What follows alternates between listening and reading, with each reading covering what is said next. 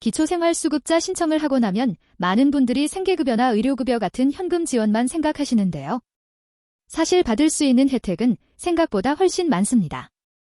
주민세 면제부터 시작해서 전기요금, 통신비 할인, 그리고 연간 14만 원의 문화누리 카드까지. 심지어 법적 문제가 생겼을 때 무료로 변호사 도움도 받을 수 있어요. 그리고 기초생활수급자가 아니더라도 차상위 계층이라면 받을 수 있는 혜택들도 상당히 많거든요. 하지만 정작 이런 혜택들을 모르고 지나치는 분들이 정말 많더라고요. 안녕하세요. 소소하지만 담백한 복지 이야기를 전해드리는 소담이입니다. 오늘은 기초생활수급자분들뿐만 아니라 차상위 계층분들까지 받을 수 있는 다양한 지원 혜택들을 자세히 알아볼 거예요. 단순한 현금 지원을 넘어서 생활 전반의 부담을 덜어주는 제도들이 정말 많이 마련되어 있거든요. 이런 정보들이 실제로 여러분의 생활비 절약과 삶의 질 향상에 도움이 되실 거라 생각해서 준비했습니다. 도움이 되셨다면 좋아요와 구독 버튼도 눌러주시면 감사하겠어요. 먼저 지방세와 공과금 면제 혜택부터 말씀드릴게요. 주민세는 과세 기준 이래 수급자는 아예 부과 대상에서 제외됩니다.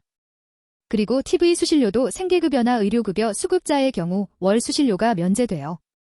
주거급여나 교육급여만 받으시는 분들은 해당이 안 되니까 참고하세요.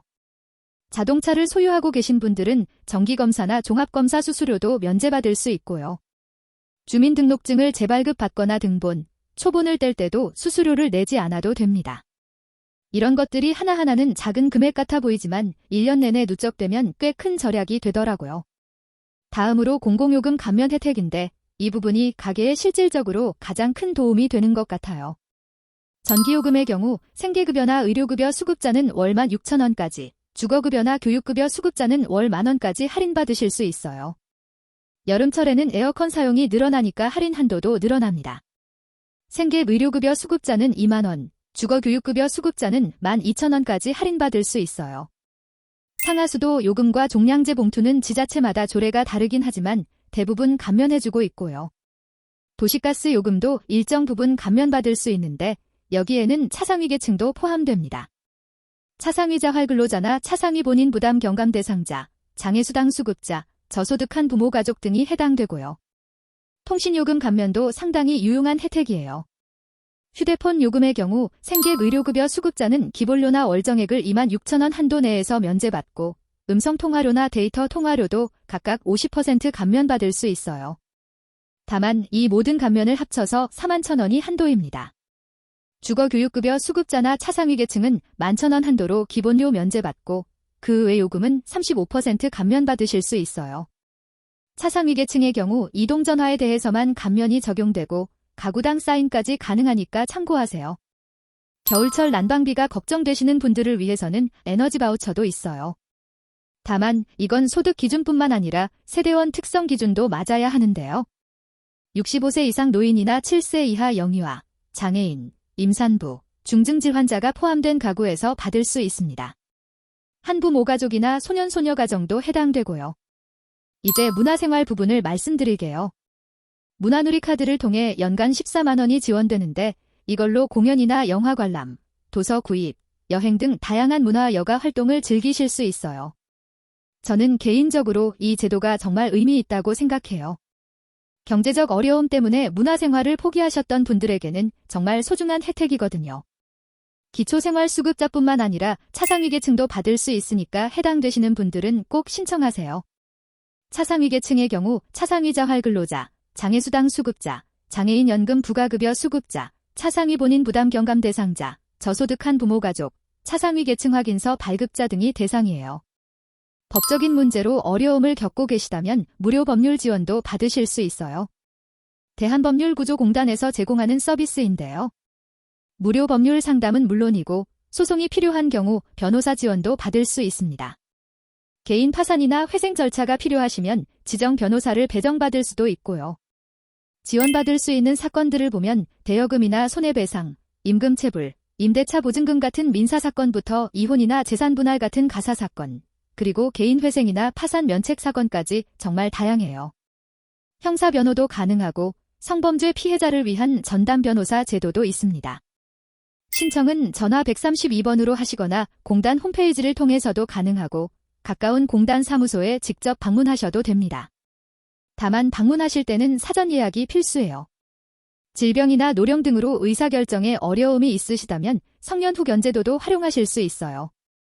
법원이 후견 범위를 개별적으로 지정해서 재산관리뿐만 아니라 치료나 요양 등 신상관리까지 지원받을 수 있습니다. 현재 건강하신 분도 미래를 대비해서 임의 후견제도를 선택하실 수 있고요. 금융적인 어려움이 있으시다면 서민금융 및 채무조정제도도 있습니다. 서민금융통합지원센터를 통해 정책자금 대출을 지원받을 수 있어요. 예를 들어 햇살론의 경우 연소득 3,500만 원 이하면 최대 1,500만 원까지 대출받을 수 있고 금리도 10.5% 내외로 시중금리보다 낮습니다. 빚이 너무 많아서 상환이 어려우신 분들은 신용회복위원회를 통해 채무조정 지원을 받으실 수 있어요. 상환기간 연장이나 이자율 조정, 상환유예, 채무감면 등의 방법으로 도움받을 수 있습니다. 채무조정제도는 크게 3가지가 있는데요. 연체 전 채무조정인 신속채무조정, 연체 30일 초과해서 90일 미만인 경우에 이자율 채무조정, 그리고 연체 3개월 이상인 경우에 개인 워크아웃이 있습니다. 각각 지원 내용이 다르니까 본인 상황에 맞는 제도를 선택하시면 돼요. 학업을 계속하려는 저소득 대학생이나 대학원생에게는 학자금 대출 지원도 있습니다. 취업 후 상환 학자금 대출의 경우 만 35세 이하 대학생이 대상이고 학자금 지원 1구간부터 8구간까지 신청할 수 있어요. 성적 기준은 직전 학기 70점 이상, 12학점 이상 이수하셔야 하고요. 여기서 제가 개인적으로 강조하고 싶은 점은 이런 지원제도들의 신청 주체나 절차, 지원 범위가 각각 다르다는 거예요. 그래서 꼼꼼히 확인하시고 놓치는 혜택이 없도록 하시는 게 정말 중요해요. 예를 들어 문화누리카드는 읍면동 주민센터에서 신청할 수 있지만 통신요금 감면은 복지로 홈페이지나 각 통신사 대리점에서 신청해야 하거든요. 무료 법률 지원은 대한법률구조공단에, 채무조정은 신용회복위원회에 각각 따로 신청해야 하고요. 많은 분들이 생계급여나 의료급여만 받고 끝이라고 생각하시는데 사실 기초생활보장제도는 단순히 생계를 유지하는 차원을 넘어서 문화, 법률, 금융 영역까지 아우르는 종합적인 안전망이에요. 차상위 계층분들도 상당히 많은 혜택을 받을 수 있으니까 본인이 해당되는지 한번 확인해 보시길 바라요.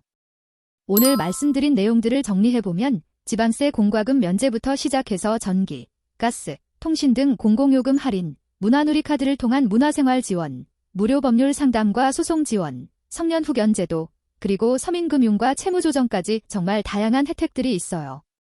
개인 상황에 따라 받을 수 있는 혜택이 달라질 수 있으니까 본인에게 해당되는 제도들을 차근차근 알아보시고 신청하시길 바라요. 비슷한 상황에서 이런 제도들을 활용해보신 경험이 있으시다면 댓글로 공유해주세요. 다른 분들에게도 큰 도움이 될 거예요. 그리고 이 영상이 도움이 되셨다면 좋아요와 구독 버튼도 꼭 눌러주세요. 소담이었습니다. 감사합니다.